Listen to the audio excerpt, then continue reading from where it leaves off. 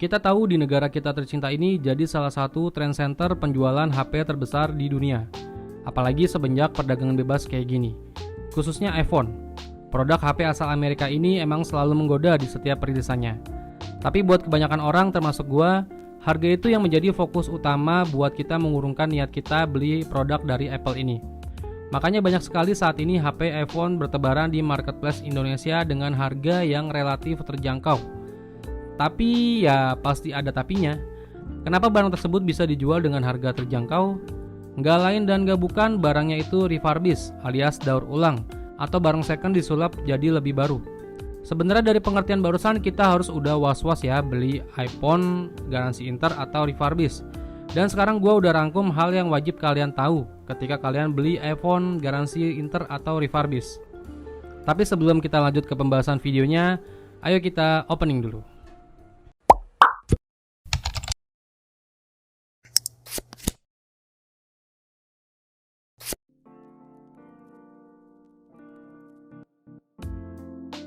Pertama, soal garansi sama sekali nggak terjamin. Kalau ada apa-apa sama iPhone kalian udah pasti nggak bisa diservis di service center resmi di Indonesia kayak iBox atau TAM atau yang lainnya. Paling yang kalian dapatkan hanya garansi toko aja. Itu pun biasanya paling seminggu atau kalian bisa nego dengan tokonya maksimal paling sebulan. Udah itu ya angus. Dan satu hal lagi yang harus jadi perhatian, yaitu segel jangan sampai terlepas atau terkelupas atau copot lah begitu. Kalau itu terjadi biasanya toko udah nggak bisa klaim garansi dan kita disuruh bayar atas perbaikan iPhone kita sendiri. Solusi dari nggak bisa garansi service center resmi ya paling ke tukang servis biasa. Itu pun belum tentu parts atau hardware yang diganti itu ori pabrikan Apple langsung. Ya intinya untuk klaim garansi kalau kita beli produk iPhone Inter itu nggak akan bisa diklaim di service center resmi Indonesia.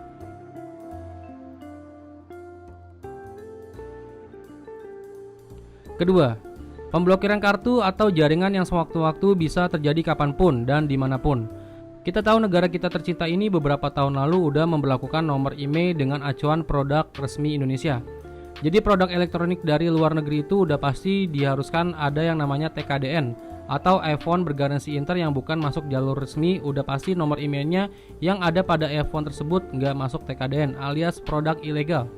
Makanya untuk produk iPhone garansi inter itu rentan ada pemblokiran kartu atau jaringan. Biasanya sepengetahuan gue sekitar kurang lebih 3 bulanan dari kita beli iPhone itu ada pemblokiran.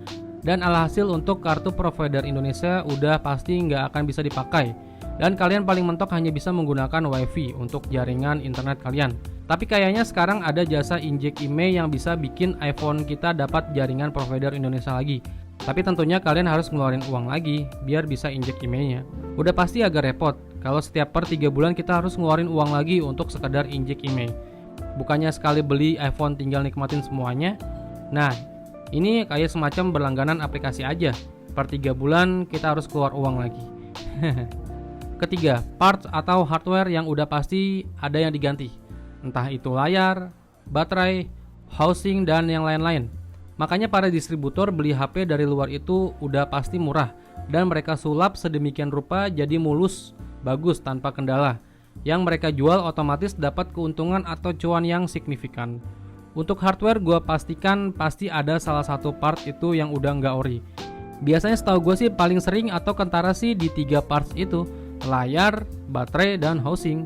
Walaupun di Trio Tools, aplikasi itu tuh yang warna biru, itu semua partsnya dikategorikan warna hijau, yang artinya itu semua parts udah ori.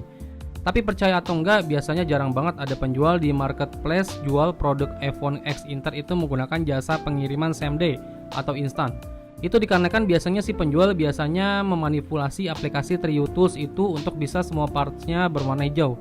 Makanya kalian juga harus jeli dalam membeli iPhone X Inter biar kalian gak mudah tergiur beli iPhone generasi terbaru dengan harga yang relatif terjangkau.